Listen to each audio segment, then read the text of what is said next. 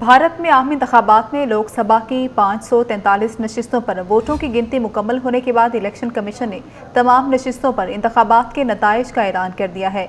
हुक्मरान जमात बीजेपी लोकसभा में सादा अक्सरियत के लिए दरकार 272 नशिस्तें अकेले हासिल करने में नाकाम रही। ताहम बीजेपी इत्तेहाद 295 नशिस्तों पर कामयाबी के साथ सादा अक्सरियत की बुनियाद की हुकूमत बना लेगी। उसके बरक्स कांग्रेस की ज़ेर क़यादत अपोजिशन इत्तेहाद इंडिया ने 231 नशिस्तें हासिल की हैं।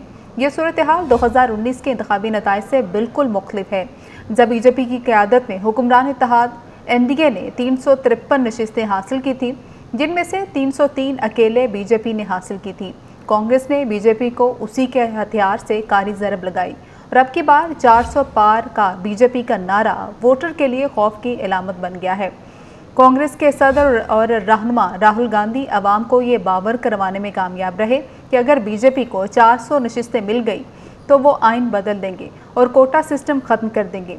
गांधी की आइन बचाओ मौसर इंतखाबी मुहिम के नतीजे में कांग्रेस को 99 नशिस्तें मिली हैं, जो 2019 के मुकाबले में 2 गुना ज़्यादा हैं। 10 वर्ष बाद गैर मामूली नशिस्तें जीतकर भारत की अपोजिशन जमात कांग्रेस नरेंद्र मोदी समेत हुक्मरान इत्तेहाद के लिए फिर से डरावना ख्वाब बन गई है।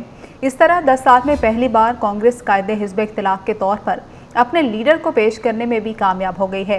ताहम यह भी वाज़ेह नहीं हुआ कि राहुल गांधी ही अपोजिशन लीडर बनेंगे या नहीं। हालिया इंतखाबात में भारत की इंतखाबी सियासत में क्या तब्दीलियाँ आई, आइए जानते हैं। भारतीय इंतखाबात के नताइज के मुताबिक कांग्रेस पार्टी 24 रियासतों और यूनियन टेरिटरीज में अरकान मुंतखब कराने में कामयाब हुई है।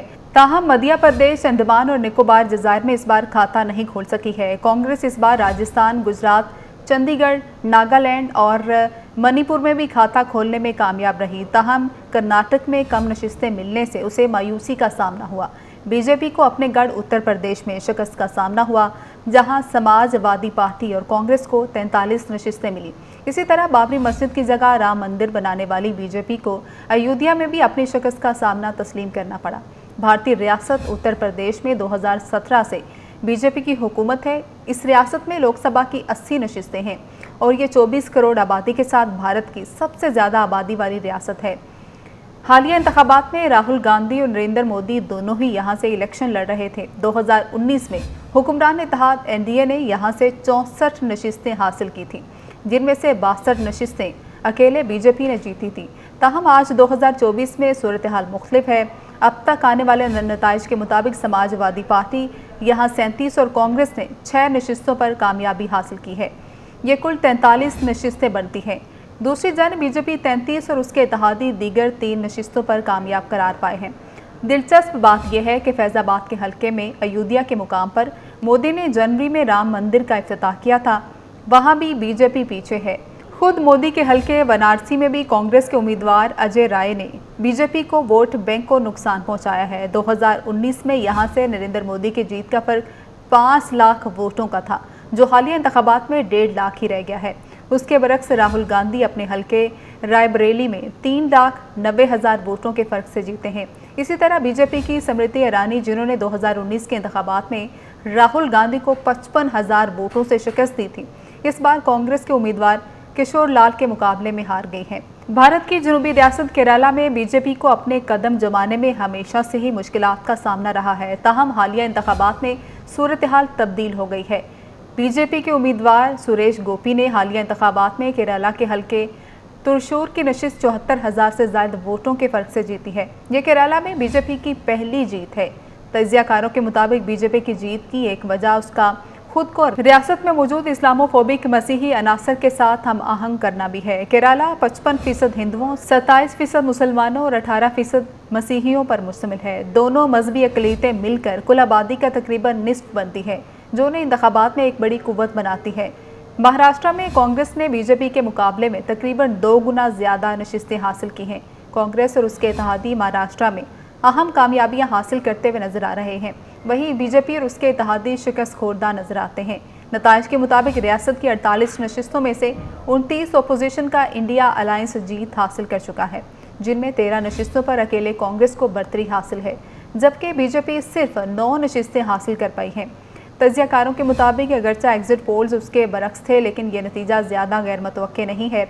बीजेपी ने गुज़श्ता 5 साल में रियासत में सियासी जमातों और रहनुमाओं की तजलील की, जिसकी वजह से अवाम बीजेपी से मुतनफ़िर हुए। रवायती तौर पर बीजेपी यहाँ शिवसेना के साथ इत्तेहाद करती थी, लेकिन हालिया बरसों में ये इत्तेहाद भी टूट गया है। नाकदीन तो बीजेपी की जानिब से शिवसेना में फूट डालने की कोशिशों का भी इल्ज़ाम आयद करते हैं। बीजेपी का यही तर्ज अमल उसे वोटर से दूर ले गया है।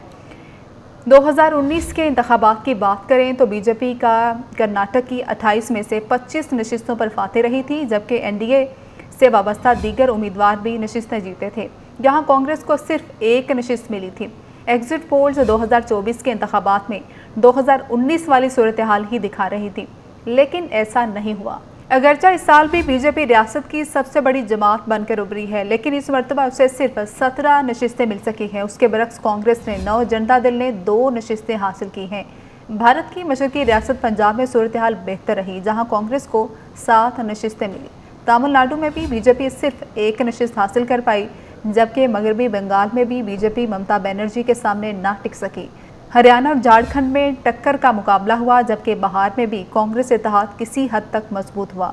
गरीब नवाज और पैदावार दोस्त एजेंडा अपनाते हुए कांग्रेस की जानिब से लगाया गया नौजवान, खातीन, किसानों और मजदूरों के लिए समाजी इंसाफ का नारा बड़ी हद तक कारगर साबित हुआ। कांग्रेस अपने इत्तेहादियों के साथ मिलकर भी हुकूमत बनाने की पोजीशन में तो नहीं, ताहम ये वाज़ेह हो गया है कि कांग्रेस के इंडिया इत्तेहाद मोदी के नेशनल डेमोक्रेटिक अलायंस को अगली बार करारा झटका देने की पोजीशन में आ गया है।